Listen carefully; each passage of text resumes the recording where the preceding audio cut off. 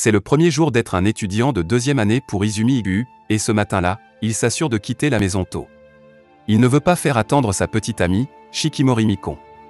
Il y a quelque chose à propos d'Izumi, cependant. Il est très susceptible d'avoir des accidents mineurs et ne semble pas avoir de chance de son côté. Une fois qu'il est sorti de la maison ce jour-là, il a déjà trébuché sur une pierre juste à l'extérieur de sa maison, est tombé au sol en évitant le caca d'oiseau et a fait attendre sa petite amie pendant longtemps. Izumi arrive à leur lieu de rendez-vous, soufflant et soufflant avec ses cheveux en désordre et partout. Le garçon s'excuse pour son retard, mais Shikimori ne s'en soucie pas.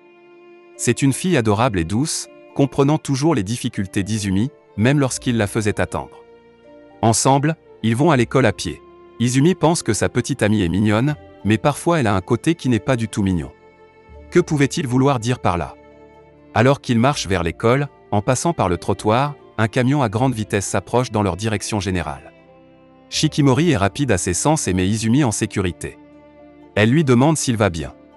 Ceci, et leur soudaine proximité, font rougir Izumi.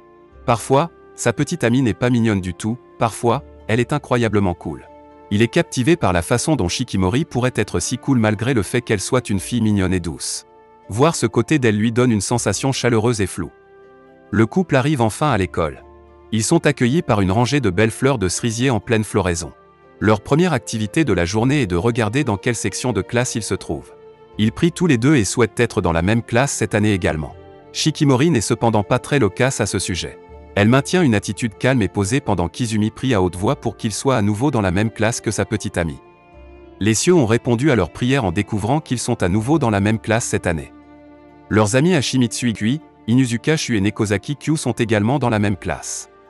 Shikimori accompagne Hashimitsu et Nekozaki tandis qu'Izumi accompagne Inuzuka, se séparant pendant un petit moment. Dès que Shikimori a pensé qu'Izumi et Shu étaient absents, elle ne pouvait plus cacher sa joie d'être dans la même classe que son petit ami. La fille crie son cœur de bonheur. Comme l'observe Hashimitsu, elle est sur un nuage neuf. Izumi voit Shikimori célébrer ce petit morceau de victoire et est soulagée de ne pas être le seul à ressentir la même chose. Son visage est rouge de betterave lorsqu'elle découvre que son petit ami l'a vu crier comme ça. En classe, il se présente. Les professeurs principaux demandent à Izumi de se présenter en premier. Il fait toute l'impression en prononçant mal son propre nom, en disant Izumi au lieu de Izumi. Toute la classe rigole, au grand embarras d'Izumi. Alors qu'un camarade de classe nettoie le tableau pendant sa pause, la gomme vole soudainement vers Izumi. Shikimori, qui est à proximité, empêche avec succès la gomme du tableau de frapper Izumi avec ses réflexes rapides. Il atterrit sur sa tête à la place. Izumi s'excuse d'avoir toujours ce genre de choses qui lui arrivent alors qu'il essuie la poussière de craie sur les cheveux de sa petite amie. Shikimori rougit à ce geste. Dans son embarras, elle s'excuse et va aux toilettes. Pendant que Shikimori est absent, un camarade de classe approche. Izumi, demandant pourquoi il a une petite amie si mignonne alors qu'il est si ennuyeux. Ils lui disent également de faire attention car sa malchance peut également affecter Shikimori. Shikimori, qui vient de sortir des toilettes, entend cela. Elle arrive et dit à Izumi qu'elle veut sortir. Avant de partir, cependant, elle regarde leur camarade de classe, se mettant en colère au nom de son petit ami.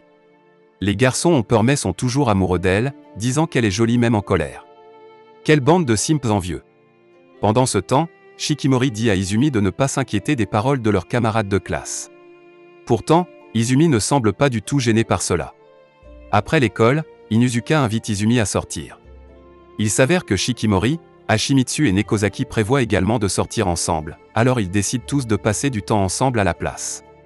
Le groupe décide d'aller au bowling. Dans l'allée, Inuzuka et Nekozaki sont à la fois fougueux et en mode compétitif. Les autres leur disent de se calmer, ce qu'ils font heureusement. Tout en se parlant, Izumi s'énerve quand il voit la nuque de Shikimori. Sa petite amie a relevé ses cheveux pour qu'il ne gêne pas pendant qu'il joue. Il est tellement énervé qu'il demande à Inuzuka de l'accompagner pour récupérer leur balle. Izumi s'intégrerait parfaitement aux hommes victoriens avec la façon dont il s'évanouit à la vue de la nuque d'une fille. Nekozaki et Hashimitsu se blottissent autour de leur ami une fois que les garçons sont partis. Les copines de Shikimori lui conseillent de faire semblant de sucer au bowling pour qu'Izumi la trouve mignonne. Puis explique que pour les filles, être mauvaise dans quelque chose signifie être mignonne. Inuzuka passe en premier, abattant cette quille. Neko suit, avec un score légèrement inférieur à Shu. Hashimitsu, bien qu'il ait laissé tomber la boule de bowling trop lentement, marque un but. Avant son tour, Shikimori réfléchit au conseil que ses amis venaient de dire. Elle est déchirée entre vouloir avoir l'air mignonne ou cool devant son petit ami. Il semble que la malchance continue pour Izumi, même en traînant avec des amis, il finit par celui avec le score le plus bas parmi tous. Quand il est temps pour Shikimori de se coucher, Izumi l'encourage à faire de son mieux. À ce moment, elle décide d'abandonner le numéro de fille mignonne et passe en mode complètement cool. Elle parvient à obtenir des frappes parfaites successives que même les autres personnes du complexe de bowling l'encouragent. Izumi est étonné de voir à quel point sa petite amie peut être cool. En même temps, il pense qu'elle est tout aussi mignonne. Ce jour-là venteux, alors qu'ils rentrent chez eux à pied, Shikimori empêche un journal de frapper Izumi au visage. Cela oblige le garçon à s'excuser, ce à quoi sa petite amie lui dit qu'il n'en a pas besoin et qu'elle y est habituée. Izumi lui dit qu'il se sent pathétique parce qu'il a toujours besoin de sa protection. Cela fait arrêter Shikimori dans son élan. Elle lui demande si ce que ces garçons lui ont dit le dérange. Izumi dit non, car ils ont raison de toute façon et qu'il ne fait rien pour elle.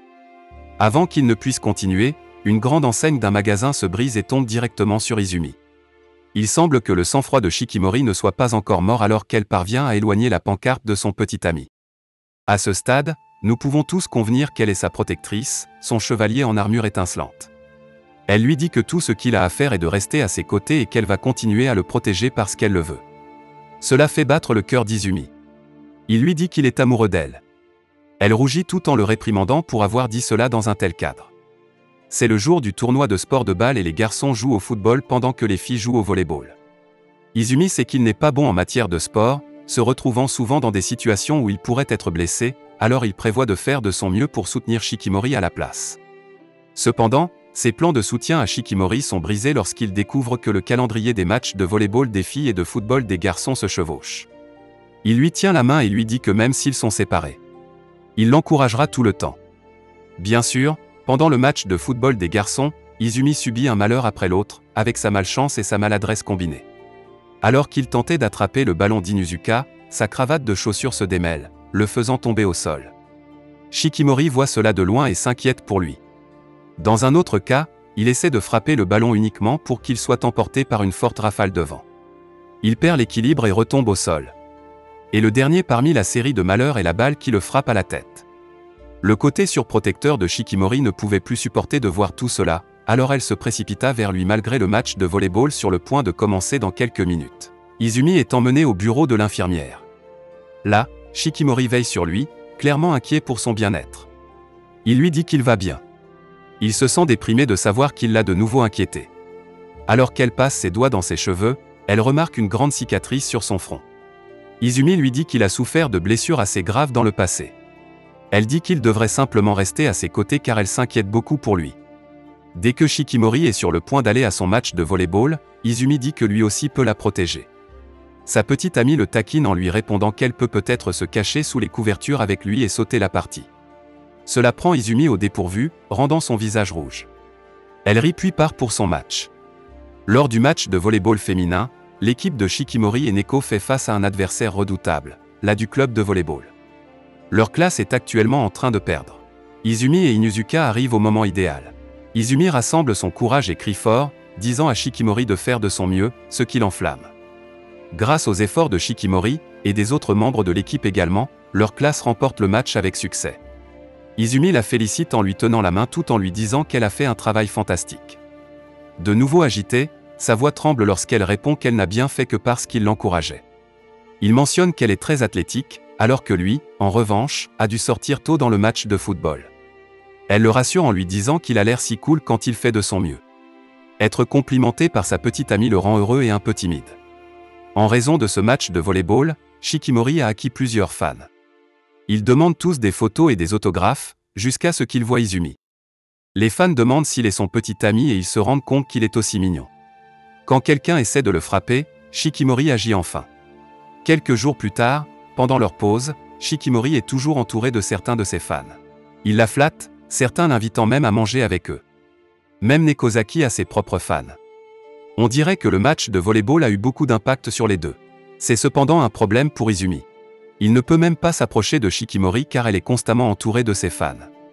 Alors qu'Izumi et Inuzuka se tiennent près de la fenêtre, une balle vole vers Izumi. Inuzuka le protège en le poussant hors du chemin, frappant son visage à la place. Shikimori le remarque et devient jaloux d'Inuzuka pour être trop proche d'Izumi. Sans elle à ses côtés, il a eu quelques malheurs et personne d'autre que l'autre garçon pour le protéger. Ce jour-là après l'école, Izumi marche seul, plongé dans ses pensées. Il glisse dans l'escalier et est sur le point de tomber lorsque Shikimori vient à son secours. Elle devient franche avec lui, disant qu'il est le seul avec qui elle veut rentrer à la maison.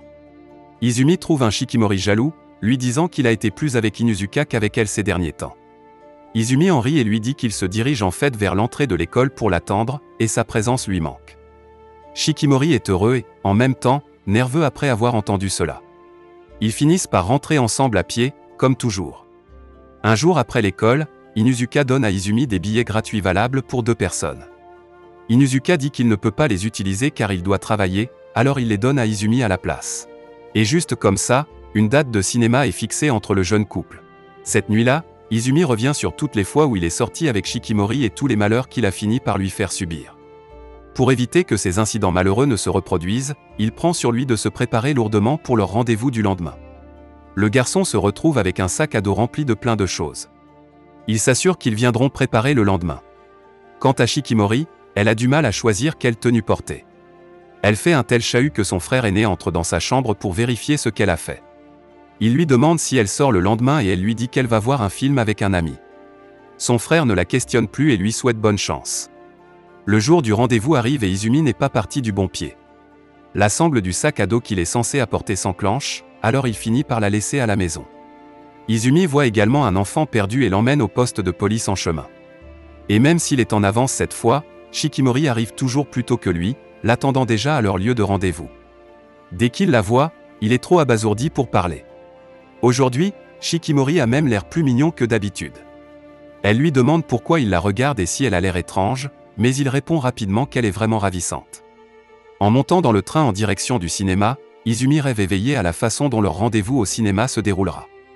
Il les voit s'embrasser en regardant un film romantique. Shikimori confond son visage rouge avec de la fièvre, alors elle s'inquiète. Le garçon la rassure en lui disant qu'il est seulement ravi de regarder un film avec elle. Ils arrivent tous les deux au cinéma et décident lequel des films à l'affiche ils doivent regarder.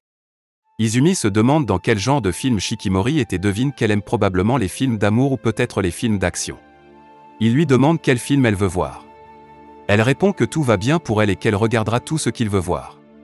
Izumi a remarqué que Shikimori le place toujours en premier avant elle, donc cette fois, il veut aller avec quelque chose qu'elle aime. Il insiste sur le fait que c'est à son tour de choisir le film qu'elle préfère. Voyant à quel point il ressent cela, elle n'a d'autre choix que de décider quel film il devrait regarder. Il lui dit également qu'il veut en savoir plus sur elle en apprenant quel type de film elle aime. Shikimori choisit le film d'horreur, à la grande surprise d'Izumi. Elle lui demande s'il pourrait gérer des films d'horreur, et il dit qu'il est d'accord avec eux. Il apprend qu'elle a toujours peur, mais elle ne peut pas non plus s'empêcher de le regarder. Izumi rêvasse à nouveau, imaginant cette fois sa petite amie effrayée au cinéma et s'accrochant à lui. Il pense que c'est enfin l'occasion pour lui de lui montrer à quel point il peut être viril. Ils entrent dans la salle de cinéma et le film commence. Cependant, les rêveries d'Izumi ne se réalisent pas, car c'est lui qui est incroyablement terrifié par le film. Shikimori lui tient la main tout au long du film pour lui faire savoir qu'il n'est pas seul. Après le film, il la remercie, disant qu'il aurait pu s'évanouir si ce n'était pas pour elle. Au moins, il a pu lui tenir la main, même s'il avait une peur bleue. Les deux prévoient d'aller manger des bonbons de fantaisie, mais la malchance frappe à nouveau Izumi, et il découvre que son portefeuille a disparu, même lorsqu'il l'a attaché à une ficelle attachée à son pantalon. Il s'excuse auprès de Shikimori et elle, étant la petite amie compréhensive qu'elle est, dit que tout va bien. Pendant leur absence, il rencontre les parents d'Izumi. Ils invitent Shikimori à manger chez eux. Shikimori oblige volontiers. À la résidence Izumi, Shikimori est accueillie de tout cœur par les parents d'Izumi. Elle parvient à montrer son côté cool en empêchant une fourchette de frapper Izumi. La fourchette a volé lorsque sa mère a laissé tomber les pinces qu'elle tenait. Maintenant, nous savons que la malchance est héréditaire. Ses parents voient cela, et ils sont étonnés. Ils la gâtent et lui servent certains de leurs meilleurs plats. Shikimori leur dit que la nourriture est délicieuse et peut être servie dans un restaurant. Ses parents lui assurent qu'elle est la bienvenue chez eux à tout moment. Izumi mentionne que Shikimori n'est pas du tout nerveuse, mais elle répond timidement que comment pourrait-elle ne pas être nerveuse quand elle est dans la maison de son petit ami. Le père d'Izumi surprend cela, leur disant à quel point il était fier qu'il ait flirté devant lui. Alors qu'Izumi s'endort après un bon repas, Shikimori propose d'aider sa mère à faire la vaisselle. Sa mère la remercie d'être restée à ses côtés. Elle demande une faveur à Shikimori, pour qu'elle ne perde pas patience avec lui. La mère d'Izumi dit que sa malchance a dû aussi causer des difficultés à Shikimori, mais elle répond qu'elle n'y pense pas de cette façon et que la malchance est ce qui le rend gentil. Elle ajoute également que sa mère n'a pas à s'inquiéter car elle le protégera. Après cette courte déclaration de ses sentiments pour Izumi, sa mère reste sans voix et dit même qu'elle souhaite que Shikimori soit sa petite amie. Il se trouve que le père d'Izumi a également tout entendu et plaisante en disant que sa femme a une liaison devant lui. Shikimori est tellement cool que même les parents sont influencés par elle. Bien qu'Izumi semble avoir une malédiction de malchance qui le suit toujours partout où il va, il a de la chance quand il s'agit de sa petite amie. Elle n'est tout simplement pas mignonne, elle est incroyablement cool aussi. Merci d'avoir regardé. Si vous avez aimé la vidéo et que vous souhaitez aider la chaîne à grandir, laissez un like, un commentaire et abonnez-vous.